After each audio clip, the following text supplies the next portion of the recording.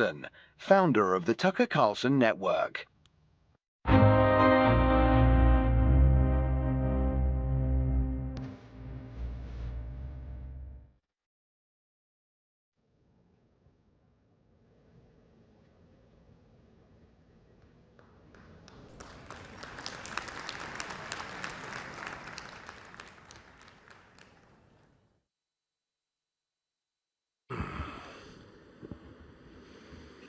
Gentlemen, thank you for doing this. It's awfully nice of you to do this. I'd just like to go right down the line.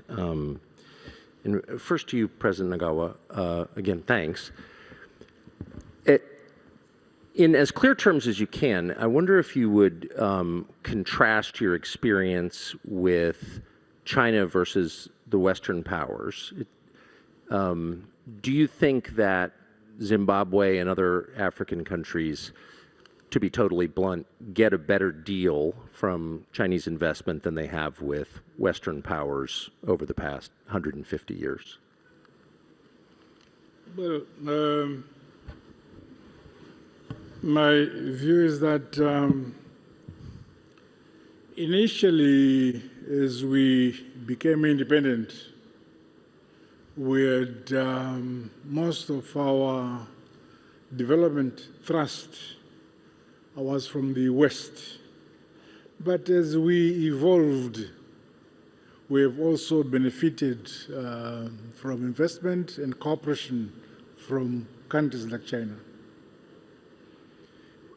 But what are, I mean, the basic structure seems the same. Foreign powers extract mineral wealth from various African countries. But do you think that the arrangement that Zimbabwe and other countries currently have with China is better or worse for Zimbabwe than it was under, say, the Brits?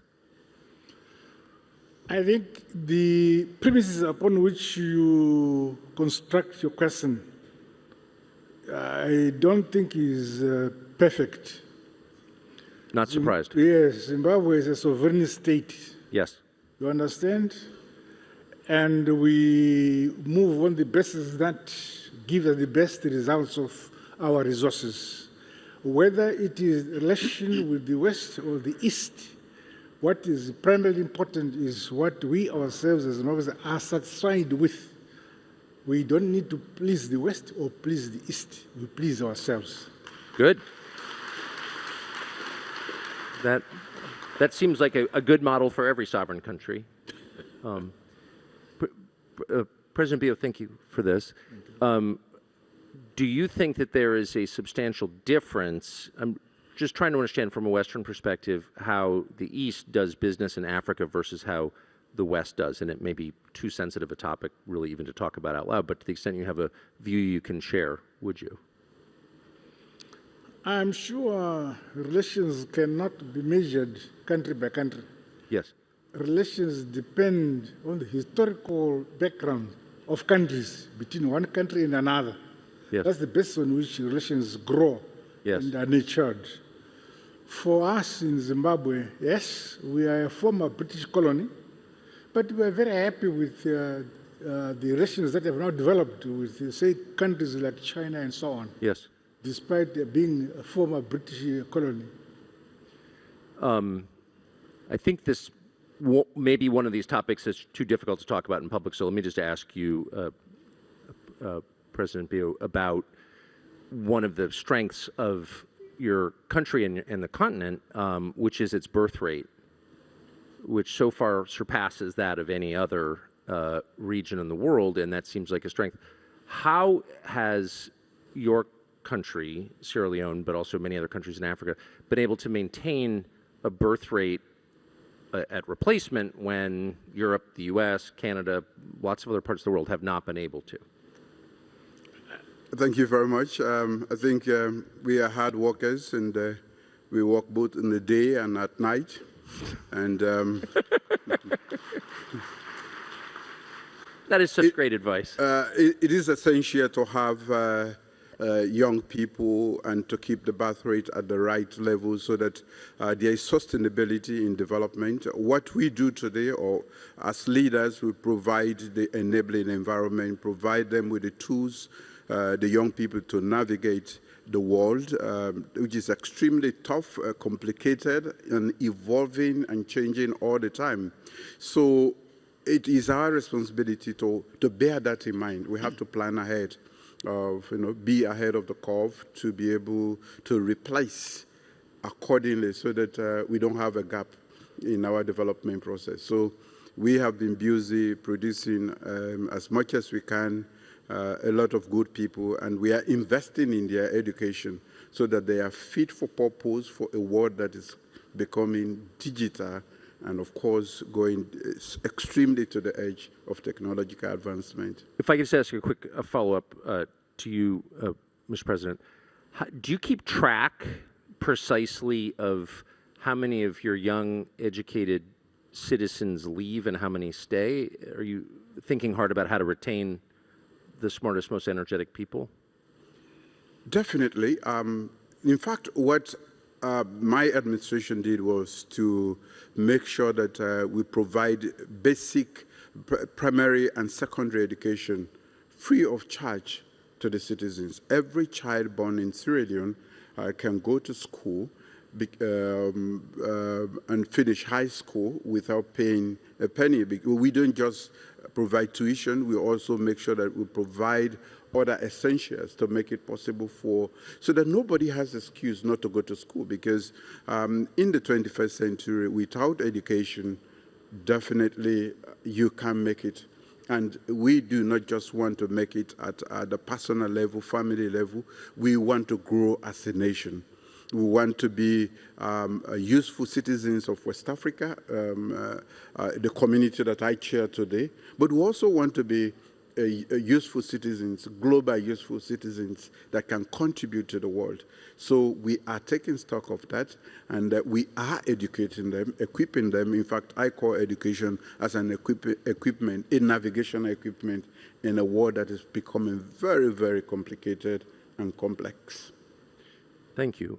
President Boko, as you look at young people in Botswana who are educated and energetic, what's your pitch to them? What's your argument to them to stay in Botswana, not go to South Africa, Europe, the United States? Young people are generally innovative. They are entrepreneurial.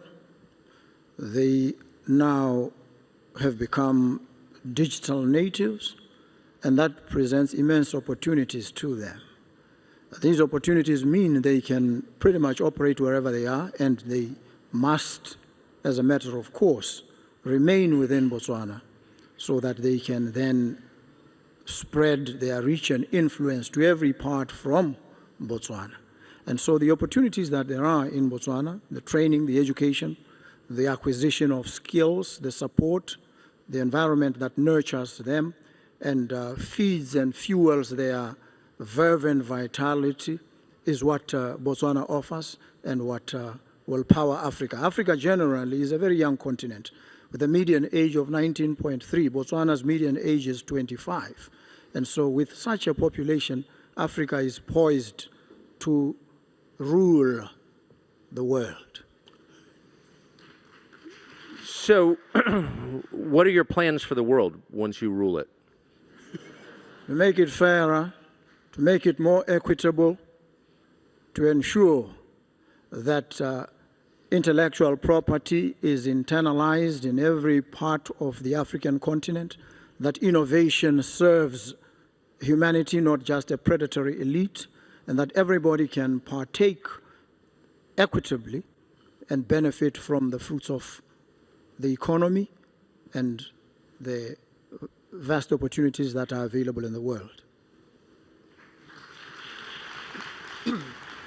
Well, I look forward to being treated fairly under your rule. Thank you.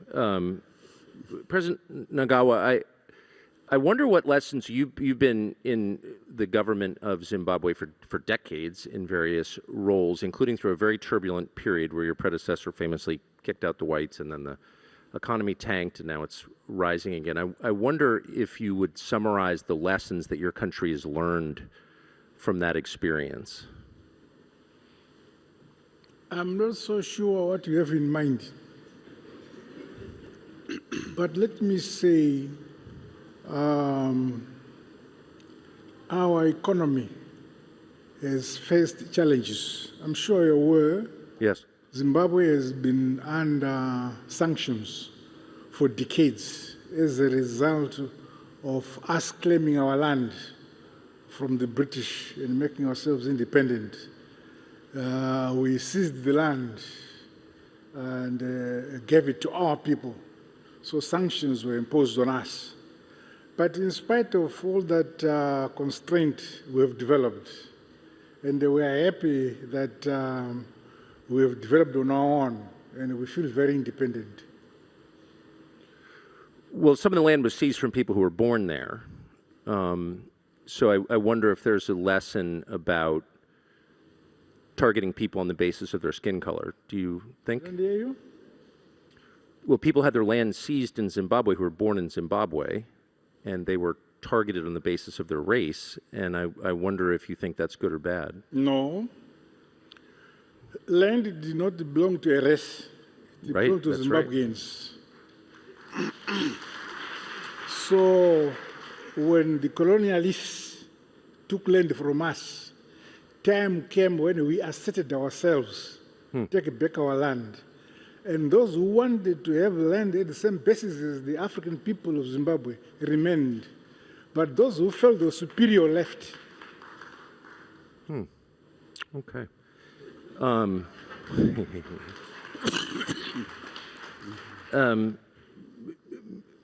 Mr. Bio, it does seem like, Mr. President, that the model of government around the world seems to be changing, and people seem to have lost confidence in democracy, at least in the West. People aren't quite as keen to promote democracy. Do you notice this? Do you think democracy is in retreat around the world? I think the world is in transition. Yes. And normally that comes along with instability. I normally refer to it, we are in a state of flux. Yes. We have been told to go democratic, and those who are leading the way or who have been teaching us to be democratic are no longer committed to that method of governance. So we are left to choose, but I still believe that democracy is the best method of governance, choosing who leads, especially a liberal democracy with all the freedoms that go with it, so that human rights and other liberties are observed and maintained. We remain committed to democracy, irrespective of the fact that there are now reversers, even in Africa, around the world. In fact, these days, when you listen to world news and other things, you hardly hear about democracy. You're very right. But we are committed to it because it is the best form until we can provide an alternative that can really sit well with us in society. We remain committed to democracy.